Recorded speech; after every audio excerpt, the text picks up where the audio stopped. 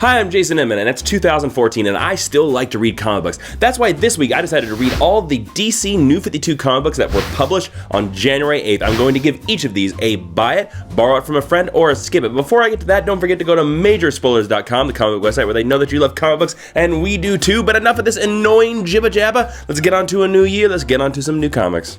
Action Comics number 27. Greg Pak and Aaron Kuder are knocking this out of the park. This is the go-to Superman book. And I'm not just saying that because it has some fantastical elements that really allude to the old Superman Silver Age stories, but makes them updated and makes them fun. I'm not also saying that because they have an excellent characterization of Lana Lang. And of course, they do the thing that a lot of Superman comic books are doing right now. They do the flashback to Clark's Smallville days. But this comic book pulls it off. Doesn't make it feel forced, doesn't make it feel preachy. It just makes it feel good. You know what I'm saying? When you're reading a Superman book, you want to feel good. And that's why this is a buy it. Batman Superman number 7. While tying Mongol's new 52 origin into a video game does give him sort of an update, it really doesn't quite work. I mean, I like the old Mongol where it was like, he was up on War World and he was all like, I'm yo, and I got a world made of war. You know, I mean, that was the Mongol. I also like Mongol as a Green Lantern villain, not a Superman villain. But anyways, it's serviceable here because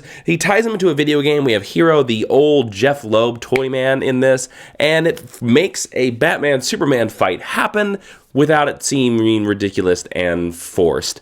And, it was a good story. But the thing that made the story really work was, again, the characterization of Superman. So there's this woman in the story, and she was going to lose her job because of the fight, and Superman scallywagged his way into giving her a new job. And it just worked so well. And surprise, surprise, this was written by Greg Pak, who seems to be the go-to man if you want to write a Superman. But still, he can't save this book 100%. I would say only go for this book if you're a big Brett Booth fan. Otherwise, I would say borrow it from a friend. Batwing number 27. A really forced Gothtopia tie-in that becomes really stupid when the main character is forced to inject himself with a drug to basically solve the entire conflict of the issue. And then basically has the worst secret identity crisis scene with his dad of all time. Let me demonstrate. Here you go, Lucius Fox. Here is 3 vials for your 4 family members. Hey, wait a minute. Wait. I have 4 family members. My wife, me, my daughter, and my son. You only gave me 3. Yes, because I saw your son and inoculated him earlier. Why would he let you inoculate him? Because I'm sort of Batman. Hey, look, no. My son is a smart guy. Give me another vial. I'll pump him again. No. You can't. No, I did it. I injected him. I did it. Are you my son? No. Here's another vial. Of course, it had better acting than that, but just to let you know how stupid that moment in this video was, that's how stupid it was in the comic book. Skip it. Detective Comics number 27. You're saying that Brian Hitch and Brad Meltzer are recreating the very first Batman story from Detective Comics number 27? I am so there. You're saying that Sean Murphy draws a story by Scott Snyder and it has a Robin that can surf on a surfboard in the future and a manga Batman? I am so there. Those are the greatest stories of this issue. The rest of this issue is very hit or miss. We get some pinups, we get some this. I would only say buy this if you're a huge Batman fan, but I really did appreciate that we got the very first storyline again, because when Detective Comics turned 600, they did the same thing, and I remember as a kid really loving that issue. Of course, that issue didn't come out when I was a kid. I bought it at a pawn shop for half price, but still, I still remember that storyline. I still enjoyed it. If you're a Batman fan, this is a must. If you're not a Batman fan, I would say borrow it from a friend. Earth 2, number 19. This book continues to kick ass. Now Evil Superman has showed up. It's sort of starting to lean into injustice territory, but we have the Earth 2 Batman, who I really hope isn't Thomas Wayne. We have Superman going cuckoo crazy town, and it's just an awesome book. We have a new Kryptonian. We have a new Kryptonian somewhere.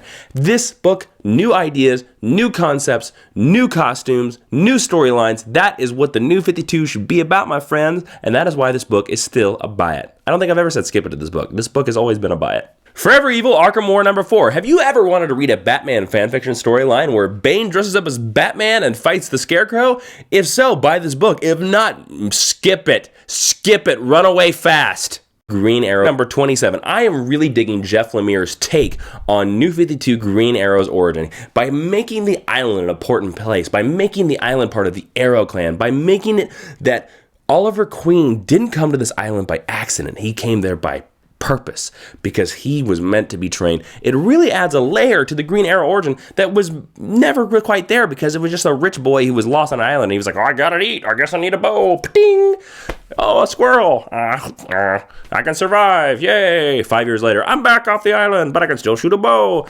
That was my really quick version of Green Arrow's origin. But it works. It adds something that wasn't there. It really works. Amazing art by Andrea Sorrentino. And spoilers, at the very end, you find out that Oliver's dad is still alive. And I so dig that they draw him like pre-New 52 Oliver Queen. This book is a buy-it. This was on my best books of 2013. And I guarantee you this will be in my best books of 2014. Buy it. Green Lantern number 27. I really dig that Dale Eaglesham, I think I said his name there, is doing the art. But otherwise, this story is very hit and miss. And it's a lot of problems that it's making Green Lantern come off like a bad B sci-fi movie. Like basically some space crooks break into Oa, and they escape out of the cells, and then they make themselves look like Hal Jordan, and they broadcast to the universe that basically, the whole thing about the Lights Out storyline, that the Green Lantern's light is sucking up all the light of the universe, and they're going to destroy us. I like the idea that the universe is going to start hating the Green Lantern Corps. That's a good idea. But the whole fact of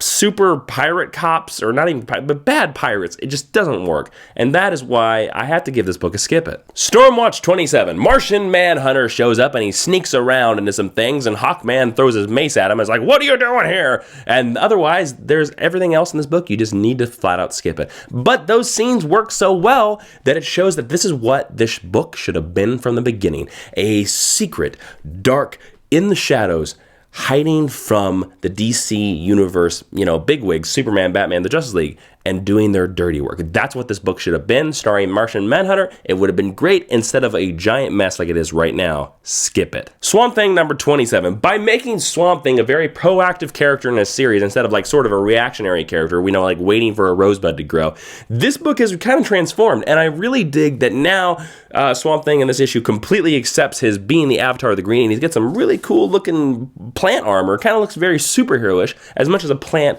could look superhero-ish. But Charles Soule is rocking it out of the park, and I can't wait to see what he does with Swamp Thing. I hope he stays on for 50 issues. Go for it, Charles Soule. Make a run for Alan Moore and prove to all of us why Swamp Thing is amazing. Because you know why it's amazing. I know it's amazing. Let's make the rest of the world think Swamp Thing is amazing. This is a buy it. The Movement number 8. Bad art that is really trying to ape a Neil Adams style and not quite pulling it off. Plus, Batgirl shows up, but you know what? Skip it. Trinity of Sin, The Phantom Stranger number 15. Besides a very funny interplay between Constantine and the Swamp Thing, this is a major skip it and a really badly written Forever Evil tie-in, so totally skip it. And now for my pick of the week. That's right, new in 2014, I'm going to do a pick of the week. So of all the books I reviewed, if you only have say $4, $3, however your comic books are at your comic book shop, then I'm going to tell you the one book that you should buy out of the bunch I just reviewed. And that is definitely Action Comics number 27. Aaron Kuder's art is fantastic. I love his version of Superman. Greg Pak is making a run on Superman that I think will be remembered for a long time, even though we're only 2 issues into it. It's very strong. If you can only buy one book this week, that's the book you should buy. And that's all the DC New 52 comic books for January 8th. As always, go to majorspoilers.com, the comic book website where they know that you love comic books, and we do too. Just expect to see some more great stuff. They redesigned their site. They got some brand new podcasts. I got some new stuff going on here. I don't know if you've watched Geek and Tea with Scott Lobdell.